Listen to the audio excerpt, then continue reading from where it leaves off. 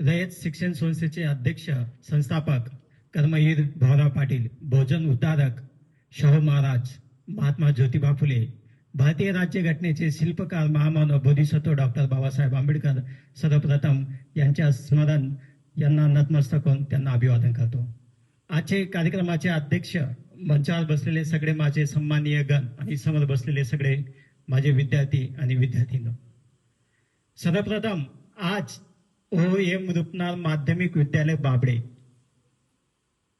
या माध्यमिक विद्यालयामध्ये माझे वडील कालकतीब काकासाहेब बैसाने यांच्या स्मृतिशेष निमित्त आज या शाळेची निवड करण्यात आलेली आहे. हे माझ्यासाठी स्वाभिमानाची गोष्ट आहे. स्वाभिमानाची गोष्ट का?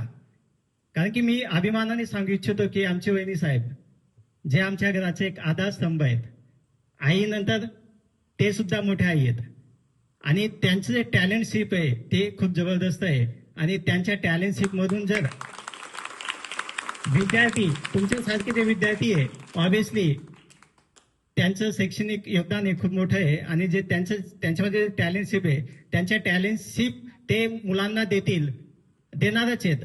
कारण की प्रत्येक शिक्षक हा एक कुंभार असतो.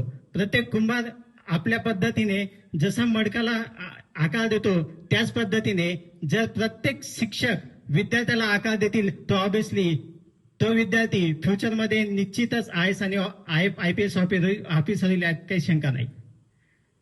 आज या विद्यालयामध्ये गेल्या 4 वर्षापासून मी हा उपक्रम राबवित आहे. दरवर्षी मी न चुकता माझ्या वडिलांच्या स्मृतिशेष निमित्त शैक्षणिक सामानाचे वाटप करतो. मुळात हा उपक्रम हा माझा नाहीये. सरांनी बोलले की हा उपक्रम माझ्या वडिलांचा आहे. माझे वडील ज्यांची परिस्थिती एकदम हलाखीची होती, परंतु एक शिक्षणाची एक ऊर्जा होती. शिक्षण हे वाघीचं दूध आहे आणि ते कसं प्यायचं हे त्यांना चांगलं एक ज्ञात होतं आणि त्यांनी पूर्ण हलाखीचे शिक्षण घेऊन पूर्ण हलाखीचं जीवन जगून सुद्धा त्यांनी शिक्षणामध्ये एक सुद्धा हे केलं नाही. अगदी 1ली पासून तर 12वी पर्यंत ते पहिले चाललेले आहेत. आणि जेव्हा त्यांना किसान विद्या प्रसारक संस्थेमध्ये जेव्हा नोकरी मिळाली, त्यानंतर मला वाटतं 1990 पासून त्यांनी प्रत्येक विद्यार्थीला शैक्षणिक सामानाचे वाटप करायचा हा एक संकल्प घेतलेला होता आणि तो संकल्प अगदी त्यांचा जो अंतिम श्वासपर्यंत ते दरवर्षी न चुकता करत होते. हे आमच्या पूर्ण बैसाने परिवारासाठी एक अभिमानाची बाब आहे. आणि त्यांचा जो पायंडा आहे तो फक्त पुढे घेऊन जाण्याचं मी केलेलं आहे, बाकी मी काहीच नाहीये. हा जो उपक्रम आहे हा माझ्या वडिलांची देण आहे. त्याला पुढे घेऊन जाण्याची एक माझी एक मुलगा म्हणून एक नैतिक जबाबदारी आहे, ती मी पार पाडतोय. तर मित्रांनो, शिक्षण हे आपल्या आयुष्यामध्ये खूप महत्वाचे असते. काल आमचे प्रिन्सिपल साहेबांनी मला कॉल केला आणि एक टाइम दिला. सर, सर्वप्रथम आमचं चेअरमन साहेब, आपली जी माध्यमिक विद्यालय आहे याचं प्रिमायसेस खरंच खूप छान आहे आणि सगळ्यात महत्त्वाचं जो शिक्षक वर्ग आहे तो अप्रतिम आहे. परंतु मला असं सांगावं असं वाटतं की प्रत्येक विद्यार्थ्यांमध्ये एक 2-3 गुण असतात. एक शैक्षणिक तर असतोच, या व्यतिरिक्त एक कला आणि स्पोर्ट्समध्ये असतो. जर शैक्षणिक सोबत जर कला आणि स्पोर्ट्समध्ये जर खरंच एक नाविन्यपूर्वक जर तुम्ही मॉडिफाय करत असेल तर हे विद्यार्थ्यांच्या फ्युचरसाठी खूप आणि खूप महत्वाची बाब असते. मित्रांनो, मला माझी आई नेहमी सांगत असते की सोन्या, तू खूप जास्त खर्च करस म्हणे, खूप जास्त खर्च करस म्हणे. परंतु आज मला मंथली ग्रॉस सॅलरी, आज मी युनियन बँकेत एक शाखा प्रबंधक म्हणून कार्यरत आहे. या व्यतिरिक्त मी व्याख्याने सुद्धा देतो आणि कला क्षेत्रातून जे मिळणारं मानधन आहे एक इकॉनॉमिक, मला काही एक प्रॉब्लेम नाही. आज मला ग्रॉस सॅलरी 1,60,000 रुपये आहे. संपूर्ण कर्ज कापून माझ्या हातात 1 लाख रुपये येतात दर महिन्याला.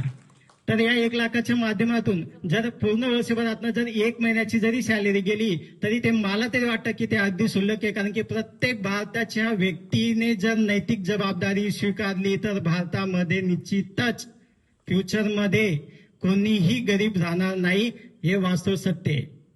परंतु मी आता मगाशी बोलत होतो की माझी आई नेहमी सांगते, मी काल परवाच एक कविता लिहिली. मला असं वाटतं की या मंचावर ती कविता ऐकवायलाच हवी. फक्त एकदा जगून तर बघ. खास आई तुमच्यासाठी. फक्त एकदा जगून तर बघ. एकदा दुसऱ्यांसाठी जगून बघ. एकदा दुसऱ्यांसाठी जगून बघ. त्याच्या चेहऱ्याचा तू आरसा होऊन बघ. एकदा दुसऱ्यांसाठी जगून बघ. त्याच्या चेहऱ्याचा तू आरसा होऊन बघ. ताणलेल्या व्यक्तीच्या होठातील सागर होऊन बघ. भुकेला माणसाच्या पोटाचा एकदा आधार होऊन बघ.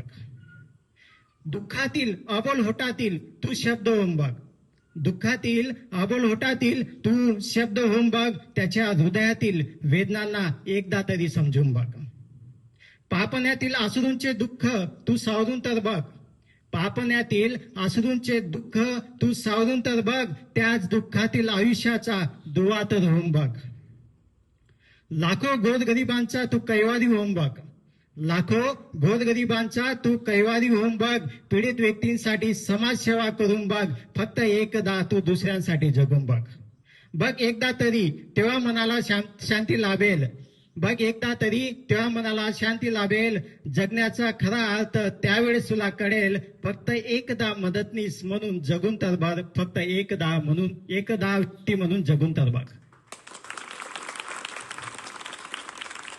मित्रांनो, दरवर्षी जेव्हा मी पर्सनली जेव्हा समाजसेवा करतो तेव्हा एक वेगळाच आनंद असतो. आणि हा आनंद माझ्यासाठी गगनाला भिडणारा सारखा आहे.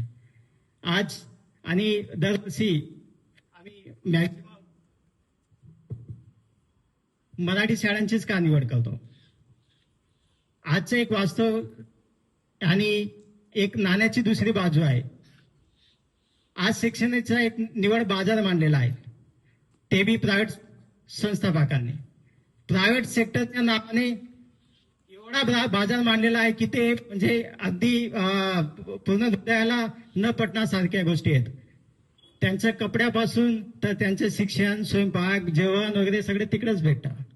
लाखो रुपयाची फीस घेऊन सुद्धा शिक्षणाचा बाजार जो आहे प्रायव्हेट सेक्टरने मांडलेला आहे. परंतु आज सरकारी शाळेमध्ये या मागचं उलट सरकारी शाळेमध्ये प्रत्येक विद्यार्थ्यांना खरं शिक्षण जे आहे ते सरकारी शाळेतच भेटतं, परंतु प्रायव्हेट शाळेत भेटत नाही. हे सुद्धा वास्तव सत्य आहे.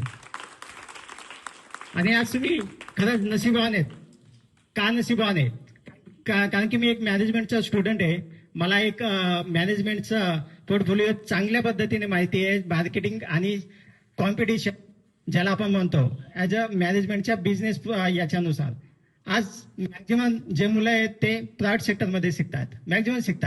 परंतु जेव्हा पास आउट होतील त्यांची संख्या जी आहे ती खूप जबरदस्त असेल आणि त्यांच्यामध्ये नोकरी लागण्याची संख्या ही फक्त 0.1% असेल. परंतु पास आउट होण्याची जी त्यांची ही असेल पिढी ती 99% असेल. परंतु त्यावेळेस मराठी शाळेची जे विद्यार्थ्यांची पास आउट होण्याची जो पर्सेंटेज आहे आणि नोकरीला लागण्याचा जो पर्सेंटेज आहे हा सरासरी सारखाच राहील. आणि फ्युचरच्या दृष्टिकोनातून जर नोकरीच्या माध्यमातून जर बघायला गेला तर फ्युचरच्या दृष्टिकोनातून मराठीच्या विद्यार्थ्यांनाच पुढे स्कोप आहे, प्रायव्हेट विद्यार्थ्यांना नाहीये, अजिबात नाहीये.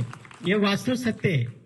आणि सगळ्यात महत्वाची बाब म्हणजे जेवढी कॉम्पिटेटिव्ह हे असतात एज्युकेशन, एमपीएससी असो, युपीएससी असो किंवा कोणतेही गव्हर्नमेंटकडनं जेही नोकरीसाठी जेही सिलेबस असतो तो सुद्धा कला शाखा घटकाचाच आहे. एमपीएससीला मला वाटतं काहीतरी 150 मार्कचा जो सब्जेक्ट आहे तो कला शाखा घटकचा आहे. आणि कला शाखा घटक हे फक्त आणि फक्त मराठी शाळेचेच विद्यार्थी शिकतात, प्रायव्हेट शाळेचे विद्यार्थी शिकत नाही. आज आमची बसलेली आहे. मागच्या वर्षी जेव्हा बापमाई या पुस्तकाचं जेव्हा प्रकाशन झालं होते आपले संस्थेचे चेअरमन साहेब सुद्धा तिथं आलेले होते, मुख्याध्यापक सुद्धा तिथं आलेले होते. मला खरंच खूप आनंद झाला. सर मी बापमाई हे पुस्तक खरंच संपले. मी नेक्स्ट टाइम तुम्हाला वहिनी साहेबांच्या हस्ते नक्कीच देईल. भेटलंय. Okay, thank you. तर साहेब नक्की तो पुस्तक तुम्ही वाचावं हे मी नम्र विनंती करतो. आणि आज खरंच वहिनी साहेबांच्या माध्यमातून आज आम्हाला इथं बोलवलं, खरंच मी त्यांच्याही मनापासून धन्यवाद करतो. कारण की यावर्षी OM जुपनार माध्यमिक विद्यालय यांची निवड नव्हती. ऍक्च्युली ही जी निवड होती ती बिलाडी आश्रम शाळेला देण्याचं ठरलेलं होतं. परंतु माझा मोठा भाऊ यांचा कॉल आला की नाही, यावेळेस बाबडेच्या शाळांना तुम्हाला पुस्तक द्यायचे आहेत. आणि मोठा भाऊ यांचा आदेश हा माझ्यासाठी खूप महत्वाचा असतो. आणि बिलाडी आश्रम शाळांना सांगून ठेवलं होतं, पण त्यांना म्हटलं सर मी नेक्स्ट टाइम तुम्हाला देतो, यावेळेस ऑलरेडी मला दुसऱ्या ठिकाणी द्यायचं आहे. आणि त्यांनी तो माझा मान राखला, त्याबद्दल मी बिलाडी आश्रम शाळांचाही मनसे आभारी आहे. आणि खरंच मला इथं बोलण्याचं 2 मिनिटं का असेना बोलण्यासाठी जो वेळ दिला त्याबद्दल मी संपूर्ण माध्यमिक विद्यालयाच्या शिक्षकगण यांचा मनसे आभारी आहे. धन्यवाद.